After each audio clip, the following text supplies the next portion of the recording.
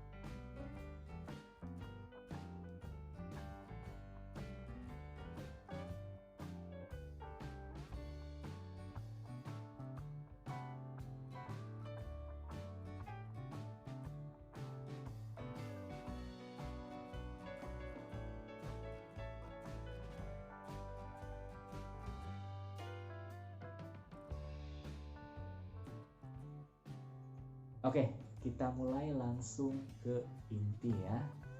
Artikel jurnal ilmiah. Artikel jurnal ilmiah. Ketika artikel ilmiah ya, ketika Anda mendengar artikel ilmiah, apa yang terlintas di benak Anda? Khususnya mahasiswa ya, dimanapun kalian berada, mahasiswa dari berbagai daerah manapun ya, apa yang terlintas dari pikiran Anda?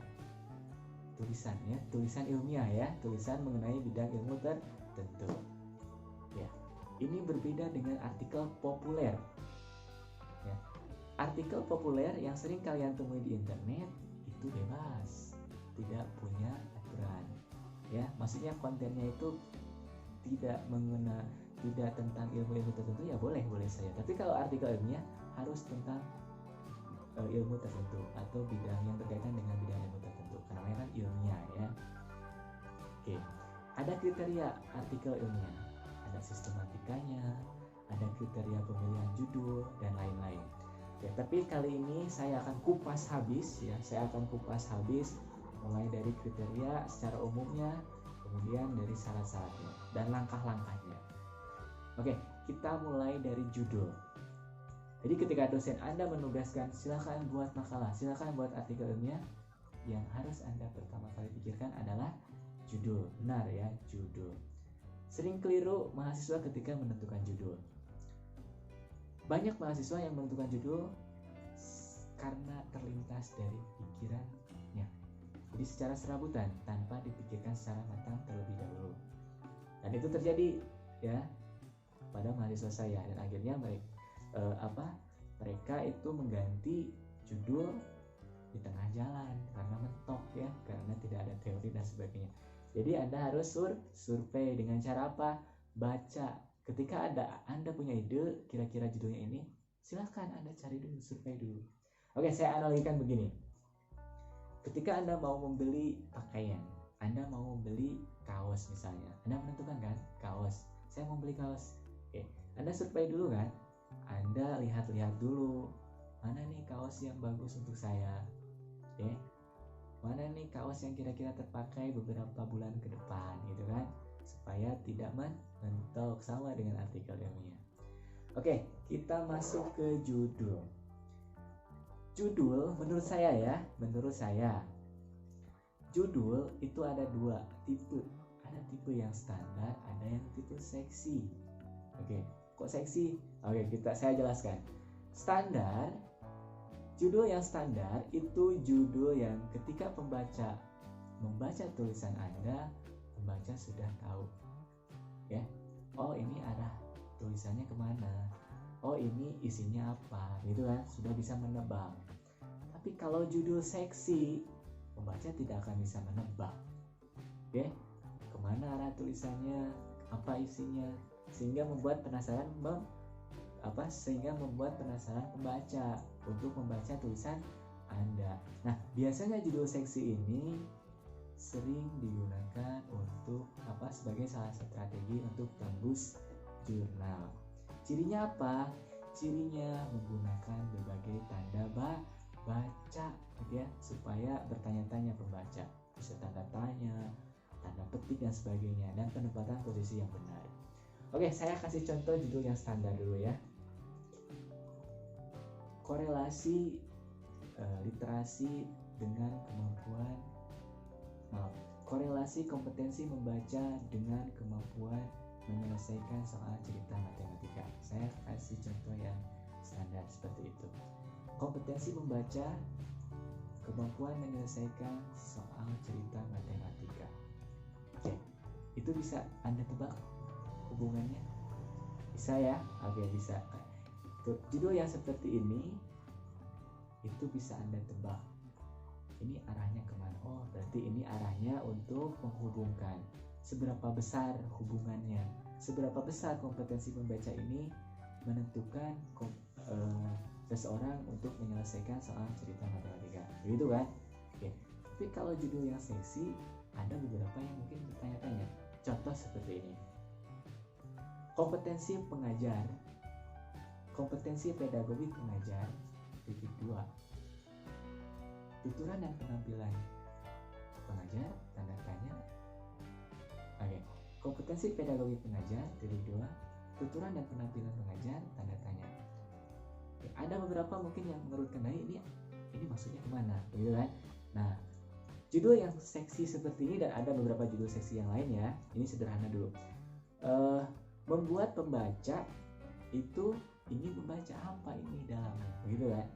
Oke, setelah judul, langkah selanjutnya adalah pendahuluan. Oke, saya kupas dulu. Judul, pendahuluan atau introduction, kemudian kajian teori. Nah, di bagian kedua kajian teori ini biasanya ada dua. Ada yang disatukan dengan pendahuluan, ada yang jurnal yang memisahkannya jadi subbab tersendiri. Yang ketiga, metode penelitian. Yang keempat, hasil dan pembahasan. Nah, ini yang menjadi jantung artikel ilmiah ya. Kalau tidak ada jantungnya mati ya. Oke, dan yang kelima itu kesimpulan, dan yang terakhir daftar pustaka. Ingat, harus ada daftar pustaka. Kenapa? Karena Anda tidak mungkin membuat tanpa membaca. Oke, contohnya begini, Anda bukan Tuhan ya. Ada yang tidak memuat daftar pustaka tulisan? Ada. Satu, kitab suci, ya, kitab suci Al-Quran. Ya, itu tidak ada daftar pustaka karena apa? Karena yang membuat Tuhan. Oke, ya begitu ya. Jadi Anda harus ada daftar pustakanya. Ada. Saya pernah menemukan beberapa mahasiswa yang tidak mencantumkan daftar pustaka. Nah, itu akan saya anggap plagiat. Oke, jadi itu secara tidak langsung Anda mengambil tulisan orang lain dan mengakui tulisan itu milik Anda sendiri. Itu tidak boleh ya dalam menyiapkan ini. Oke, saya akan bahas satu persatu. Setelah judul, pendahuluan. Oke, ketika mahasiswa memulai pendahuluan, apa yang terlintas? Anda copy paste dari blog, dari internet. Karena apa? Karena tidak tahu apa yang harus ditulis. Kenapa tidak tahu? Mungkin ada pengajar yang tidak memberitahu ya, atau tidak pengajar memberitahu tapi Anda tidak mengaplikasikan, Anda mau cara instan. Tidak boleh ya. Oke, nah kali ini saya akan paparkan. Di dalam pendahuluan itu pendahuluan itu kan namanya pengantar. Pengantar itu kan tugasnya apa? Mengantarkan. Oke, Anda mengantarkan orang tua Anda naik haji misalnya ya. Anda mengantarkan kemana? Ke bandara kan? Misalnya ya, ke bandara atau ke halaman lah, kemana lah ya. Tidak mengantarkan ke Mekah langsung kan? Ya. Jadi di pendahuluan itu tidak boleh Anda terlalu dalam mengupas, hanya mengantarkan pembaca. Polanya apa? Polanya itu seperti piramida terbalik. Polanya bagaimana? Piramida terbalik. Kita menyebutnya piramida terbalik. Jadi dari yang umum ke khusus. Oke, dari yang umum. Umum itu isinya harus apa? Saya katakan istilahnya itu di bagian paragraf pertama itu harus berisi fenomena, data, fakta di lapangan terkait dengan apa? Terkait dengan judul Anda, ya, terkait dengan judul Anda. Contoh saya buat. Saya hubungkan dengan judul yang tadi saya buat, judul sederhana. Korelasi kompetensi membaca peserta didik dengan kompetensi menyelesaikan soal cerita matematika. Oke, fenomenanya saya harus ambil apa? Kira-kira apa? Oke, berarti saya harus ambil fenomena nilai kompetensi membaca peserta didik saat ini. Saya ambil dari data PISA. Mungkin sudah ada yang pernah mendengar PISA. Oke, sudah ya, mungkin ya. Silakan cari di internet apa itu PISA. Oke, atau saya ambil nilai kemampuan bahasanya, misalnya bahasa Inggrisnya atau bahasa Indonesianya. Oke, itu tidak jauh dari banyak teks kan di sana ya. Oke, saya ambil nih, lihat rata-ratanya bagaimana di satu sekolah misalnya ya. Kemudian saya lihat juga data kemampuan nilai matematikanya. Oke, saya ambil dari PISA boleh ya. Saya ambil dari data nilai SBMPTN juga boleh. Oke, Anda sinkronkan, Anda paparkan semuanya. Begitu ya. Nanti Anda akan menemukan kasus di mana Anda akan menemukan orang yang bagus bahasanya, ternyata misalnya matematikanya jelek. Oke, atau ada orang yang bahasanya bagus, matematikanya juga bagus. Nah, itu akan jadi asumsi Anda untuk penelitian selanjutnya. Oke, untuk ke langkah ke depannya. Oke, setelah Anda paparkan fenomena sekian, kemudian yang kedua, boleh satu paragraf, boleh dua paragraf ya. Yang kedua itu teori. Teori relevan.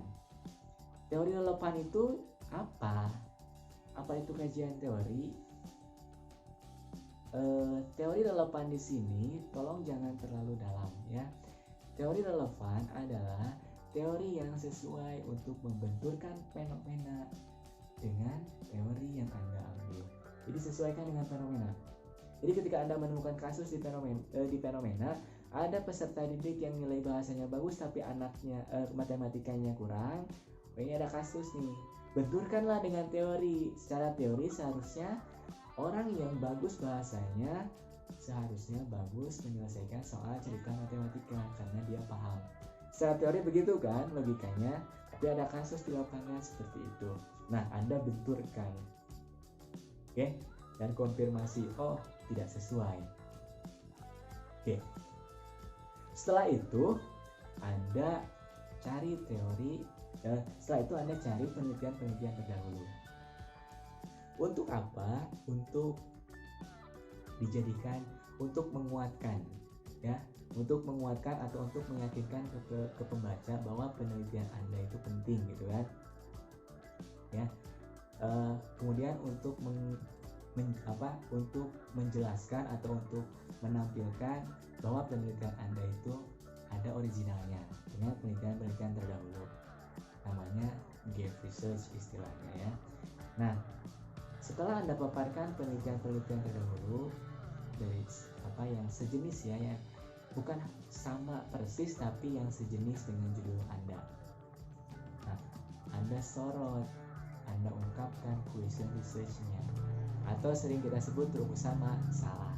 Berbedanya dengan makalah, di rumusan masalah bentuknya artikel itu bentuknya harus berupa pernyataan. Jadi tidak boleh di poin-poin ya. Ada beberapa artikel yang seperti itu, tapi secara umum itu berupa pernyataan secara deskripsi. Silakan Anda mau berapa question research, Anda mau meneliti berapa komponen, terserah Anda, mau itu 3, 4 atau 5, asal Anda bisa membahasnya. Oke. Nah, secara tidak langsung ketika Anda mencantumkan rumusan masalah apa yang ingin Anda teliti, Anda menunjukkan kepada pembaca, oh ini loh originalnya penelitian Anda, gitu ya. Oke. Setelah mengungkapkan rumusan masalah, Anda cantumkan urgensi penelitian Anda itu apa. Kenapa Anda mengambil penelitian itu?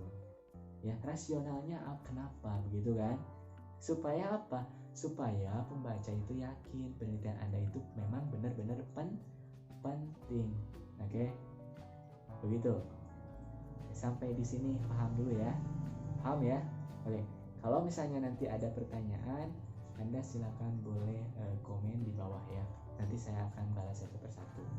Oke, kemudian kajian teori. Selanjutnya, komponen selanjutnya yaitu kajian teori. Nah, ada beberapa portal jurnal yang memisahkan kajian teori ini menjadi subbab terpisah ya. Dan ada juga jurnal yang mengharuskan kajian teori ini menyatu dengan pendahuluan. Apa bedanya teori relevan dengan kajian teori apa? Kajian teori ini membahas variabel judul Anda. Oke, sekali lagi, kalau teori relevan itu hanya membenturkan kepada fenomena yang tadi ya, di seperlunya sedikit. Tapi kalau kajian teori ini harus mengupas habis variabel judul Anda. Variabel judul itu yang mana? Yang tadi saya sebutkan. Contoh, korelasi kompetensi membaca, beserta diri. Kompetensi membaca, nah itu kupas habis. Oke, jenis definisi membaca, jenis-jenis membaca dan sebagainya sampai habis. Oke, karakteristik seseorang itu paham dalam ketika membaca dan sebagainya. Kemudian variabel yang kedua apa tadi? Soal cerita matematika. Mulai dari definisi soal cerita itu seperti apa, ya, cara membuatnya seperti apa, cara mengorganisasikannya seperti apa, Anda kupas habis di kajian teori. Oke, sampai tidak ada yang tertinggal. Untuk apa? Untuk fondasi, dasar atau landasan ketika Anda nanti membahas di bagian pembahasan. Oke, gitu. Sudah selesai bagian pendahuluan. Ya, ternyata gampang ya. Gampang kalau dibicarakan ya. Kalau mencari mungkin perlu proses. Tapi kalau Anda sudah tahu langkah-langkahnya, itu akan teratur, akan tertata rapi. Oke, setelah kajian teori, kemudian subbab selanjutnya itu metode penelitian. Oke, metode penelitian atau research method ya kalau dalam bahasa Inggrisnya. Nah, ada banyak yang keliru mahasiswa ya. Metode penelitian dengan instrumen penelitian. Ada banyak mahasiswa yang menganggap bahwa angket, kuesioner, Google Form, kemudian wawancara, observasi, itu metode penelitian. Itu bukan metode penelitian. Ya, itu bukan metode penelitian. Itu instrumen, angket, kemudian kuesioner, Google Form itu alat. Saya analogikan beginilah. Saya punya tanah, ya, sebidang tanah. Tanah ini saya belum tahu mau dijadikan apa. Oke, saya harus menentukan judul dulu kan. Oke, dengan kemiringan, tingkat kemiringan sekian, ini kira-kira cocoknya dibuat jadi apa? Jadi rumah? Tidak cocok nih, karena kemiringannya terlalu miring misalnya. Ini cocoknya dijadikannya misalnya sawah. Oke, sawah. Oke, Anda sudah menentukan judul dulu ya. Sawah, Anda membuat sawah. Caranya bagaimana? Nah, itu metode caranya. Ya. Anda mau dibajak. Ya. Jadi caranya berarti Anda harus membajak dulu, ya. Alatnya Anda mau menggunakan traktor. Oke. Anda mau menggunakan kerbau misalnya, Anda mau menggunakan pacul. Itu alatnya, sama dengan ini ya. Jadi metode penelitian itu caranya. Contoh tadi korelasi, ada namanya korelasional metode penelitiannya. Ada saya maunya membuat percobaan. Oh, berarti caranya melakukan percobaan. Namanya eksperimen. Oke. Tuh, jadi Anda harus baca itu. Oh, caranya Anda mau mengembangkan. Anda mau membuat misalnya bala-bala ya. Misalnya Anda mau membuat bala-bala, tapi Anda mau mengembangkan bala-balanya ditambah jadi sosis, misalnya ada sosisnya. Oh, itu mengembangkan. Produk yang sudah ada, Anda tambahkan sesuatu, itu mengembangkan. Terserah Anda ya, tergantung judul Anda mau metode penelitian. Jadi metode penelitian sesuaikan dengan judul penelitian Anda. Oke. Nah, di metode penelitian itu harus memuat beberapa komponen. Yang pertama, Anda harus jelaskan dulu metode penelitian yang Anda gunakan apa. Apakah eksperimen, apakah korelasi, apakah penelitian tindakan kelas, apakah etnografi, dan sebagainya. Oke, jadi ini perlu teori lagi. Anda baca lagi ya. Setelah Anda jelaskan identitas metode penelitian, Anda paparkan juga instrumen yang digunakan. Nah, tadi ya, kuesioner, angket, ya. Kemudian Google Form, itu namanya alat. Alat untuk apa? Alat untuk mengambil data. Oke, paparkan apa saja yang digunakan. Kemudian Anda paparkan juga objek penelitian. Apa yang Anda teliti? Sampelnya berapa? Sampelnya di mana? Tapi tolong jangan sampai terlalu detail. Ya, nanti menyinggung salah satu pihak yang dijadikan subjek penelitian Anda. Oke, kalau sekolah jangan sampai detail sekolah apa. Sekolah tingkat dasar, sekolah tingkat menengah, sekolah tingkat pertama. Biasanya harusnya begitu ya. Namanya etika penelitian. Apalagi tujuannya untuk publis ya, nanti dibaca orang.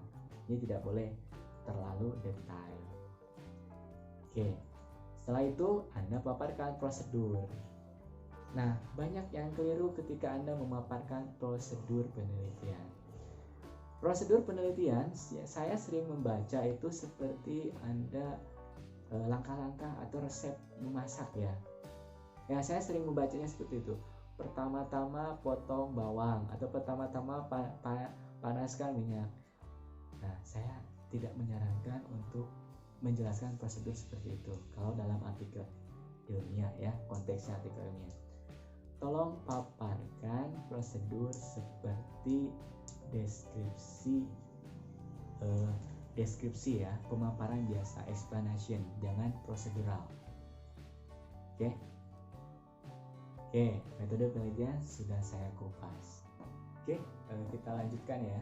Bagian intinya yang menjadi jantung artikel ilmiah, yaitu hasil dan pembahasan. Ya, oke. Saya sering menemukan beberapa kasus pembahasan yang dibuat oleh mahasiswa itu hanya memaparkan data. Misalnya paparkan tabel, paparkan grafik, kemudian di bawahnya itu siswa SMA di kelas ini hanya mendapatkan nilai rata-rata bahasa Indonesianya atau matematikanya hanya sekian. Nah, itu bukan membahas. Oke. Itu belum dikatakan membahas. Oke, yang membahas yang baik itu yang seperti apa? Oke, ada dua tipe question research. Rumusan masalah yang Anda tadi ajukan di atas itu bahas di sini ya. Ada tipe yang pertama itu rumusan masalah yang hanya perlu dijawab dengan kajian teori konseptual. Ya, jadi hanya berupa pemaparan saja, tidak perlu data. Caranya bagaimana organisasinya yang tipe pertama ini? Misalnya rumusan masalah Anda buat yang sederhana misalnya ya. Apa yang dimaksud dengan membaca pemahaman? Nah, Anda harus bahas question research ini di bagian pembahasan. Caranya Anda harus mencari teori membaca pemahaman menurut beberapa ahli atau pakarnya itu apa. Oke, sebanyak-banyaknya Anda cari. Boleh dari beberapa pakar yang berbeda. Oke, boleh pendapatnya berbeda juga boleh. Nah, setelah Anda cari, kemudian Anda pilih-pilih ya, pilih-pilih, kemudian cantumkan. Anda baca dulu. Oke. Anda baca dulu dan cantumkan sumbernya ya, jangan lupa sumber dicantumkan ketika Anda mengutip teori. Anda baca, kemudian ada bagian untuk memaparkan hasil tafsiran Anda terhadap teori-teori tersebut yang menjawab rumusan masalah. Jadi tidak hanya kopas teori, tapi ada bagian yang menjelaskan, yang khusus untuk menjelaskan Anda ya, Anda sendiri yang buat. Oke. Kemudian tipe yang kedua, rumusan masalah yang perlu data di lapangan. Misalnya rumusan masalah pertanyaannya, question research-nya ingin mengetahui seberapa besar korelasi kompetensi membaca pemahaman terhadap kemampuan menyelesaikan soal cipta matematika misalnya ya, misalnya. Nah, di sini Anda perlu data, perlu penelitian ke lapangan. Ya, Anda ambil, oke, Anda paparkan nilai membacanya sekian, nilai matematikanya sekian. Oh, Anda korelasikan menggunakan rumus misalnya ya.